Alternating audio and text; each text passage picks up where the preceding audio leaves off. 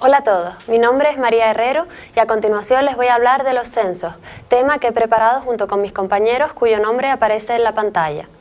Pues bien, el Código Civil acoge tres figuras de escasa virtualidad en la práctica jurídica, tres tipos de censos, que son el censo enfitéutico, el censo consignativo y el censo reservativo.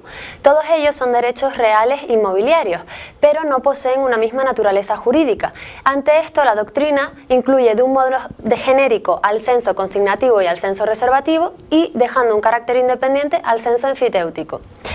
Bien, en la pantalla vemos su estructuración en el Código Civil. En cuanto a los distintos tipos de censo, a grosso modo puede decirse que el censo enfitéutico supone la cesión del dominio útil de la finca, reservándose el censualista el dominio directo y el derecho a percibir del enfiteuta, el censatario, una pensión anual.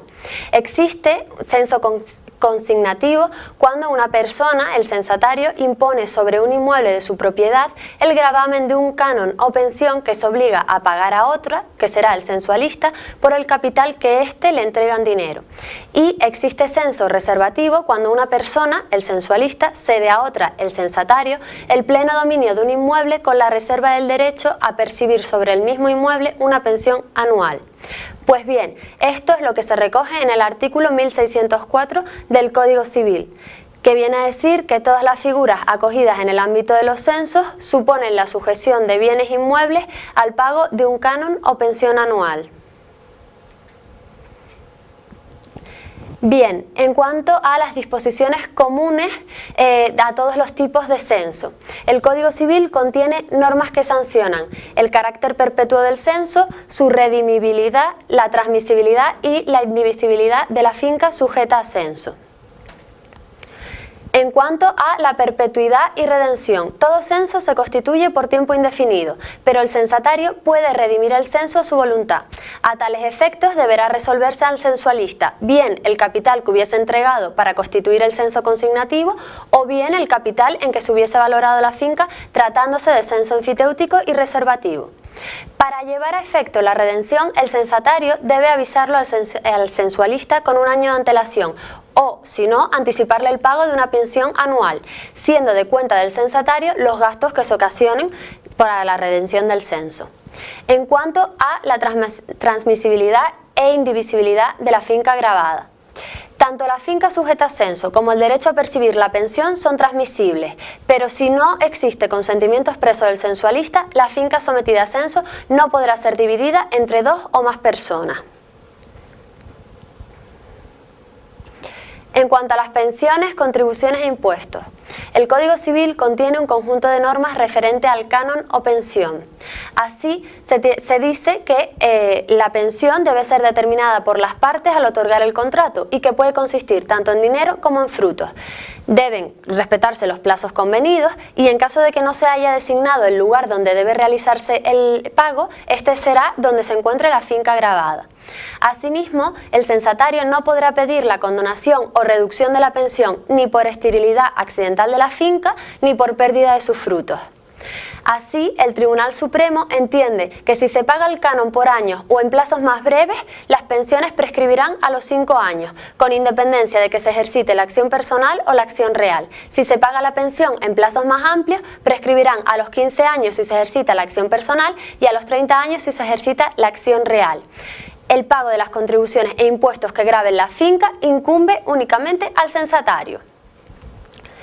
Bueno, pues no solo prescribe el derecho a percibir la pensión, sino el propio derecho de censo también prescribe. Y prescribe a los 30 años contados a partir del momento en que se hubiera pagado la última pensión, es decir, a partir del momento en que las pensiones hayan dejado de pagarse. ¿Qué pasa si se da la pérdida o inutilidad de la finca?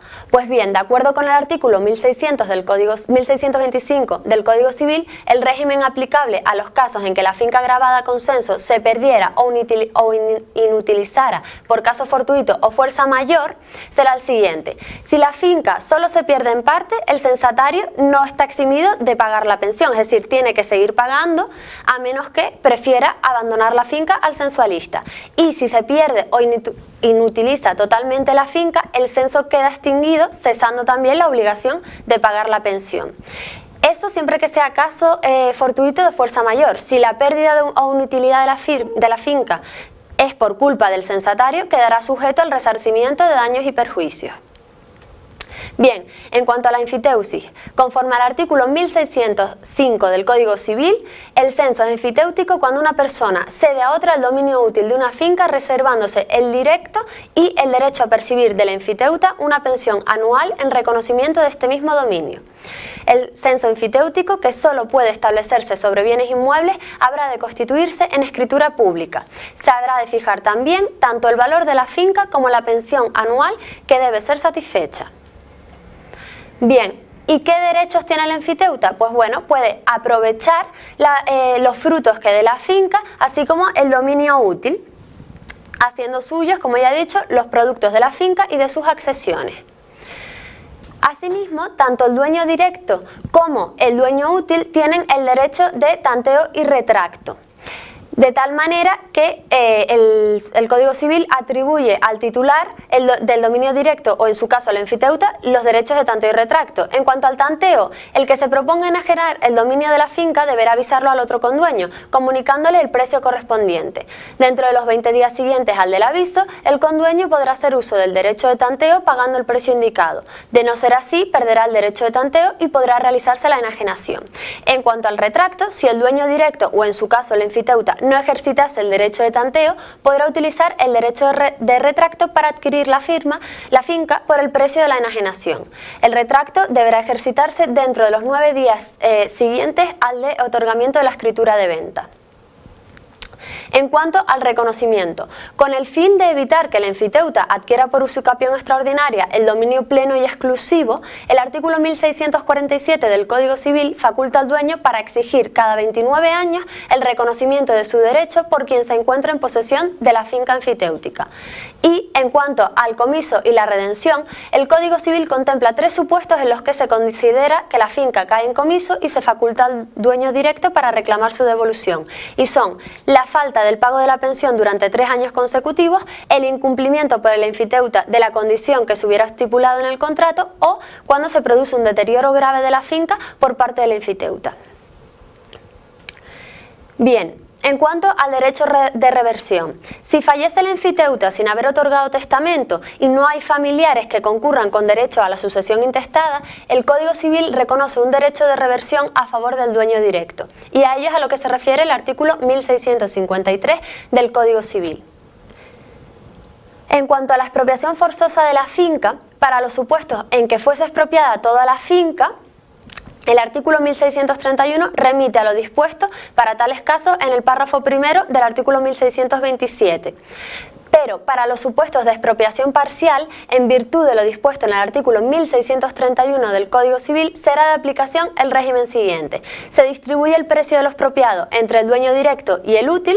El dueño directo recibe la porción del capital del censo que proporcionalmente corresponde a la parte expropiada y el resto corresponde al enfiteuta. En cuanto al censo a primeras cepas, en primer lugar, aclarar que cepa es el tronco de la vid, pues el artículo 1656 del Código Civil determina el régimen a seguir en los casos en que el dueño del suelo cede su uso para plantar viñas por el tiempo que vivieren las primeras cepas, los primeros troncos de la vid, pagándole el cesionario una renta o pensión anual en frutos o en dinero. Cuando en la concesión no se hubiese fijado otro plazo, el derecho se entenderá por extinguido a los 50 años de la concesión, pudiendo el cedente hacer uso de la acción de desahucio por el cumplimiento del término del contrato. En cuanto al censo consignativo, como ya dije antes, se regula en el artículo 1606 del Código Civil y es consignativo el censo cuando el censatario impone sobre un inmueble de su propiedad el gravamen del canon o pensión que se obliga a pagar al censualista por el capital que de éste recibe en dinero. El Código Civil recoge este censo en 4 artículos del 1657 al 1660 y en virtud de estos preceptos, tratándose de un censo consignativo, cuando se paga el pacto en frutos, porque puede pagarse en frutos o en dinero, debe fijarse la especie, la cantidad y la calidad de los mismos. Y por último, para terminar, en cuanto al censo reservativo, conforme al artículo 1607 del Código Civil, como ya dije antes, es reservativo el censo cuando una persona cede a otra el pleno dominio de un inmueble, reservándose el derecho a percibir sobre el mismo inmueble una pensión anual que deba pagar el censatario. El Código Civil dedica también 4 artículos a regular este tipo de censo, del 1661 al 1664, y en virtud de lo dispuesto en tales artículos, el censo reservativo, para su válida constitución, precisa de la valoración de la finca, ya sea por lo que han estimado las partes o por un justiprecio establecido por unos peritos. Y cuando se pacte el pago en frutos de la pensión, nuevamente deberá fijarse la especie, la cantidad y la calidad de los mismos. Eso es todo. Para saber más se pueden remitir al manual citado, el manual de la asignatura, y muchas gracias por su atención.